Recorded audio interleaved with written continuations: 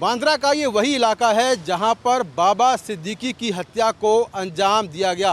आखिर कैसे शूटरों ने बाबा सिद्दीकी की हत्या की, ये मैं आपको समझाता हूं। मेरे सामने जो ये गली है, इस गली के अंदर बाबा सिद्दीकी के बेटे जिशान सिद्दीकी का दफ्तर है। शनिवार करीब 9 बजे के आसपास बाबा सिद्दीकी उसी दफ्तर से निकलकर इस तरफ को आ रहे थे और उसी वक्त यहाँ पर एक नवरात्रि की जो शोभा यात्रा है वो निकाली जा रही थी, जिसमें पटाखे भी चल रहे थे और काफ़ी शोर भी हो रहा था। बाबा सिद्दीकी जब यहाँ पर पहुँचते हैं तो यहाँ पर उनकी जो गाड़ी थी वो पहले से पार्क हुई थी, यानी कि गाड़ी उन्होंने यहाँ पार्क कर रखी थी।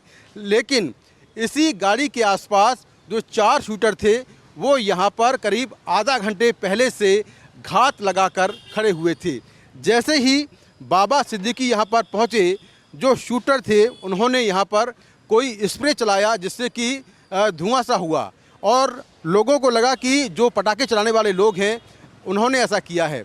इसी बीच शोर के बीच, पटाखों के शोर के बीच जो चारों शूटर हैं उन्होंने बाबा सिद्दीकी के सीने और पेट में 3 से 4 गोलियां मारी। मैं आपको दिखाता हूं कि यहाँ पर गोलियों के निशान भी हैं। ये देखिए, ये निशान पहला है, ये दूसरा है और ये तीसरा है। ये 3 जो खाली कारतूस हैं ये नीचे गिरे और इसके अलावा आप देखिए चौथा जो बुलेट का मार्क है वो पुलिस ने यहाँ पर बनाया हुआ है। तो 4 बुलेट के मार्क यहाँ पर आपको दिखाई दे रहे होंगे और आसपास पुलिस ने ये एक पट्टी लगाई हुई है।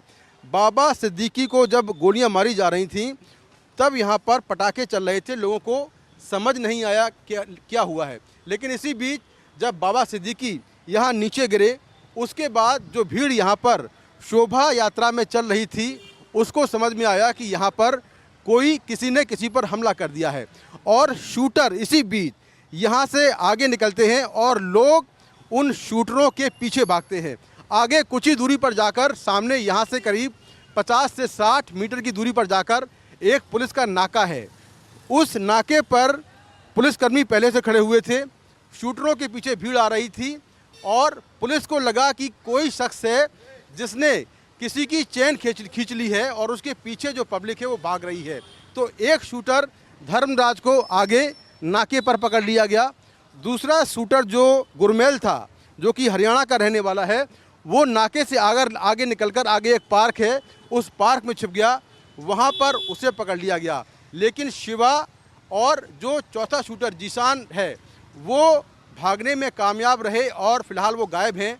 तो इस तरह से इस पूरे हत्याकांड को अंजाम दिया गया और जब ये फायरिंग हुई उस वक्त रात में करीब 9:15 हुए थे और उसी दौरान बाबा सिद्दीकी पर ताबड़तोड़ फायरिंग हुई और सभी गोलियां एकदम पॉइंट ब्लैंक रेंज से, यानी कि बहुत नज़दीक से बाबा सिद्दीकी को मारी गईं। 3 से 4 गोलियां उनके सीने और पेट में लगीं और अस्पताल पहुंचने से पहले ही उनकी मौत हो गई। लेकिन एक बात साफ है कि शूटर काफ़ी पहले से इस इलाके की रेकी कर रहे थे कि बाबा सिद्दीकी आखिर कब आते हैं, कब जाते हैं, उनका टाइमिंग क्या है।